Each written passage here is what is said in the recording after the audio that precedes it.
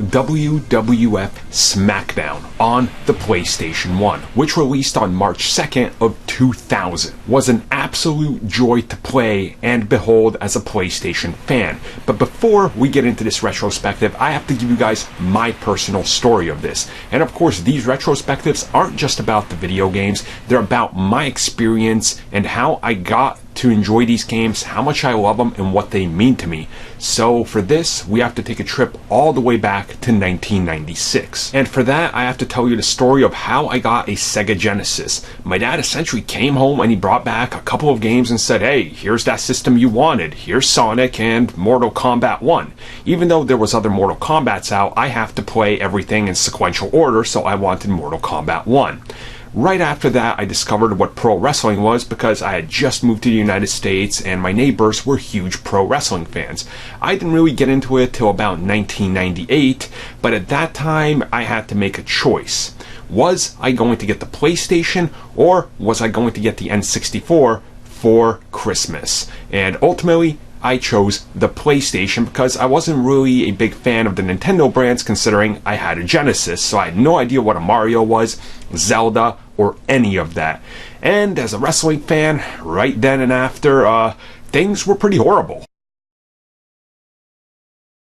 I had WWF Warzone, which was absolute garbage, but I made the best of it. You know, I had to. This was the game I got, and this is the, hand that I was dealt, and I had to make the best of it and play it as much as I could. So I did, and I really just put up with it. Meanwhile, my friends that ended up getting the N64, they were more or less living in heaven. Because you see, they had the good stuff. The WCW games by Aki or AKI, amazing. Literally some of the best wrestling games ever made. And here I am over here playing this garbage and, going to school and having to talk to my friends. Now, of course, at this time, wrestling was at its peak. 1998 to 2002, wrestling was never hotter, and I don't think it ever will be. You walk down the hallways in school, it was Team WWF versus Team WCW. What side were you on? Were you part of my side? Were you with the DX?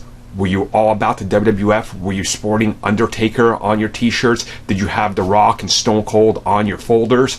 Or were you Team WCW, where you had arguably the better games, and not arguably definitively, and of course you had the likes of Sting, Hulk Hogan, and the NWO. Now, of course, I talked about before how I used to walk around with the Game Pros and everything, and I saw an article that absolutely broke my heart. I got so excited. New wrestling game in development, also by AKI. I couldn't wait to get a hold of it.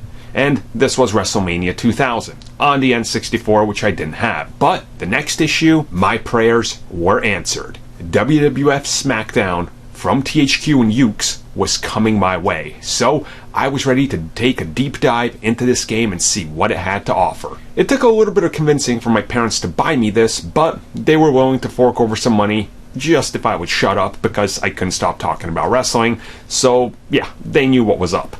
I remember sitting at home waiting for my dad to come back from work to bring me the game that he said he was buying after it. I just couldn't handle myself. I had a couple friends over and we were ready, so we put the game in, and then the intro hit.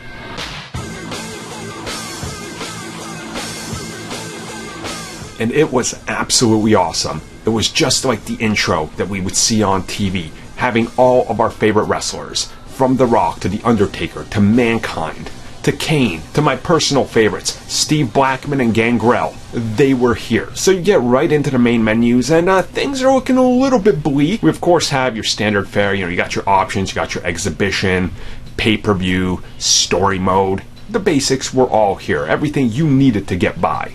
And quickly, looking through the matches, you notice you have the most basic types you could expect. You have your singles match. Of course, you could do 4-man matches, tag teams, special/main event matches, and this is where I spent most of my time. Unfortunately, some crucial things were missing.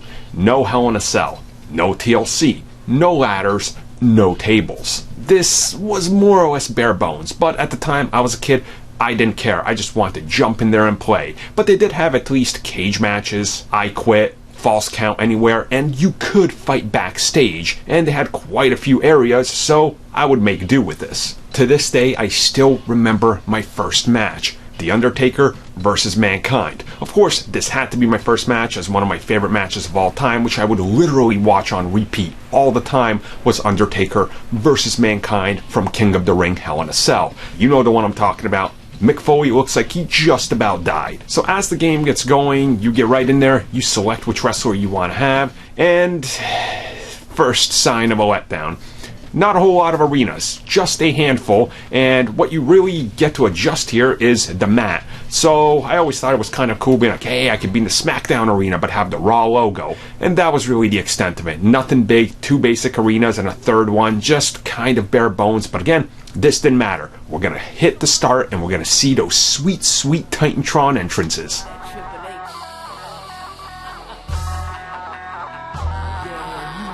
That's it, huh?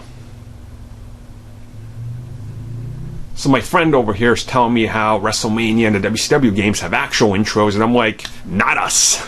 But it's okay, the gameplay's gotta be great, right? Well, it was alright. So the problem here is, when you're looking at the WCW games and WWF WrestleMania 2000, they felt almost like simulation. You hit somebody with something, you suplex or powerbomb them, you could feel it. They felt it. They stayed down.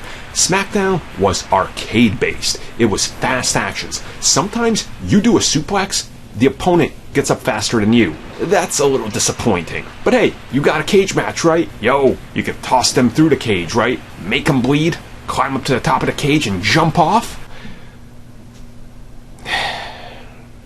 You couldn't even do that. You would just kind of climb over. Or you could do like a elbow drop off about the height of the turnbuckle. So yeah, that wasn't really impressive either. But then you could spend literally years in the season mode. So I went right in there, gotta pick a superstar, gotta play as him. The first time I ever did it, I played as Christian, one of my absolute all-time favorite wrestlers. I was super excited. And unfortunately in the story mode, well, there's a whole lot of nothing. Yeah, it's long. You know, it'll last a while, but the storylines and everything, how you're looking at the matches, you're just kind of going through it. It's the most bare basic there is. It wasn't anything special. And at the same time, you're looking at some of the other games, you're going, yeah, you guys got better features. This is real unfortunate on my end. Now, at the same time, I had one of the PlayStation ones that had a Game Shark. Now, if you had a Game Shark, you could type in a little code in there, or actually like sometimes hundreds of lines, and they could modify the game. There was plenty of hacks out there to add various crazy things. So my friend Matt and I, and my friend Andy, we would literally sit there, hundreds of lines, entering each thing one by one to get some special things on there. Fortunately, I don't have footage of any of this, but trust me, you can make some crazy stuff happen. Like, people were hacking Hell in a Cells from a cage match. So, you know, we made do. We made our own Hell in a Cell, even if it was ghetto.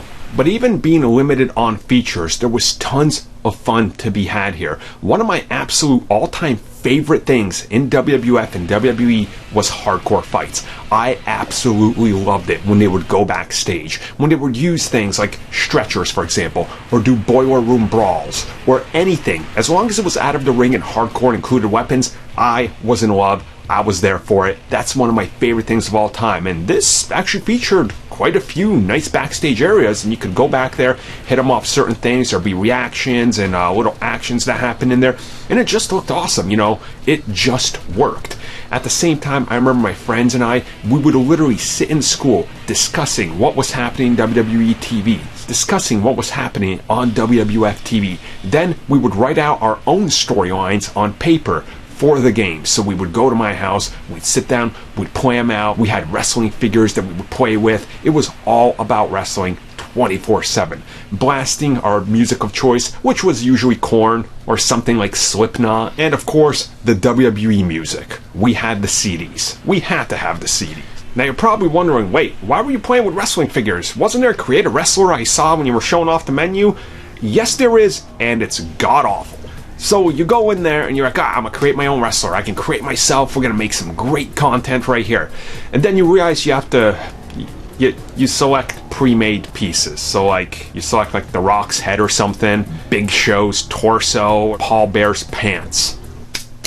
Call it a day. Disappointing again, but hey, we made do. And make do with what we had, we did. Of course, I ended up playing this for the better part of the year, really, till Marvel released the Spider-Man game. And then I played Spider-Man to nauseam, which I covered in another video, but Smackdown 2 was around the corner. Yup, it released in the same year. And Smackdown 2 would be a major step up, offering a lot of features that I was expecting in this game. But that's, of course, for another video. So I'll catch you guys next time, and remember, don't forget to check out the Smackdown Hotel.